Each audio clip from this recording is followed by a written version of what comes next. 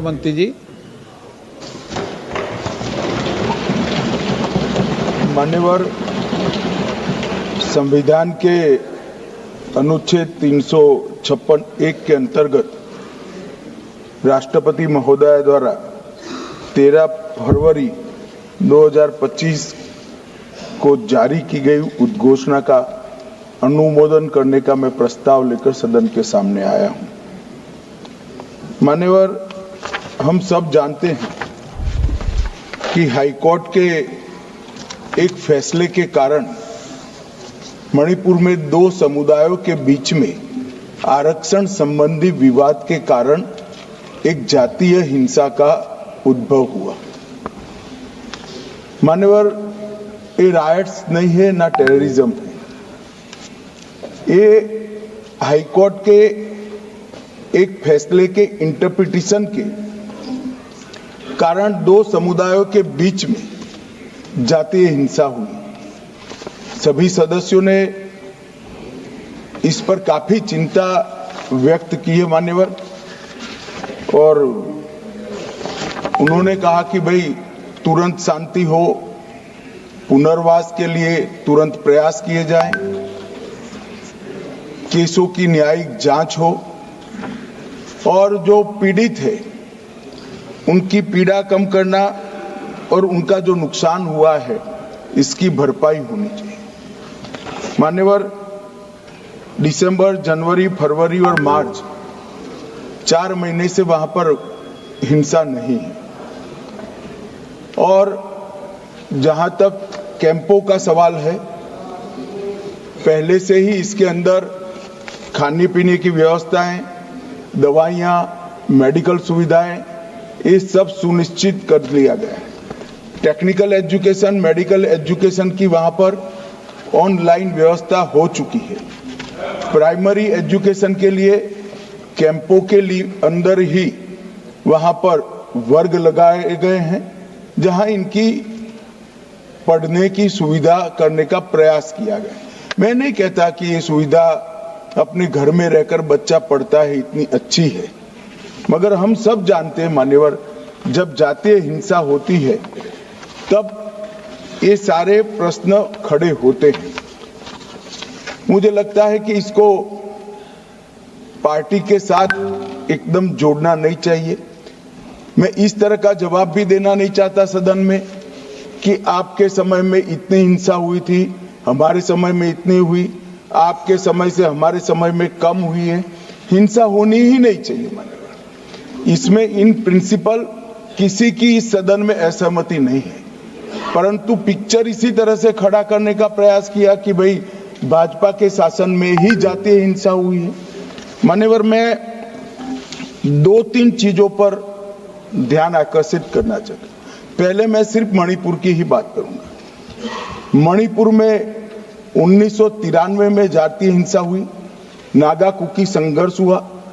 93 से 98 तक 5 साल तक चला, 750 मौतें हुई, और मान्यवर इसके अंदर छूट-फूट घटनाएं 1 दशक तक चलती रही। मैं ये नहीं कहता कि 1 दशक तक चली थी, हमारा कम हुआ है। हम तो ऐसा मानते हैं हमारे समय में जरा भी नहीं होना चाहिए था, मगर एक दुर्भाग्यपूर्ण फैसला आया और इसके कारण हिंसा बढ़ी। इसको तत्काल कंट्रोल कर दिया गया। जो 260 मौतें हुई है मान्यवर, इसमें से 80% पहले 1 महीने के अंदर ही हुई है। 80%। बाकी सारी मौतें बाकी महीनों में होती गई। मान्यवर, कुकी पाइते संघर्ष हुआ 97-98 में, 50 से ज्यादा गांव नष्ट कर गए, 40,000 लोग विस्थापित हुए, 352 लोग मारे गए, सैकड़ों घायल हो गए, 5,000 घर जलाए गए। मतई पंगल संघर्ष हुआ 1993 में, उस वक्त 100 से ज्यादा मृत्यु हुई थी और 6 माह तक हिंसा चली। अब मैं चित्र इस तरह से खड़ा कर दिया गया कि भारतीय जनता पार्टी विफल हो गई। मैं इतना ही कहना चाहता हूं, ये तीनों हिंसा, बड़ी बड़ी हिंसा 10 साल, 3 साल और 6 माह और सैकड़ों मृत्यु, इससे भी ज्यादा। वो इंडी अलायंस के शासन में तीनों वक्त आपके ही प्रधानमंत्री थे और उसके बाद भी नहीं गए, कोई गृह मंत्री भी नहीं गया। जो मुद्दे उठाते हैं उनको मेरा सिर्फ छोटा सा वास्तविकता मैं बताना चाहता हूं। और मान्यवर, ये तो जातीय हिंसा थी। हमारी सरकार आई 2017 में, उसके पहले 5 साल में एवरेज 1 साल के अंदर 212 दिन मणिपुर बंद रहा है। मान्यवर, कोई जातीय हिंसा नहीं थी। एक लगभग 1000 से ज्यादा एनकाउंटर हो गए।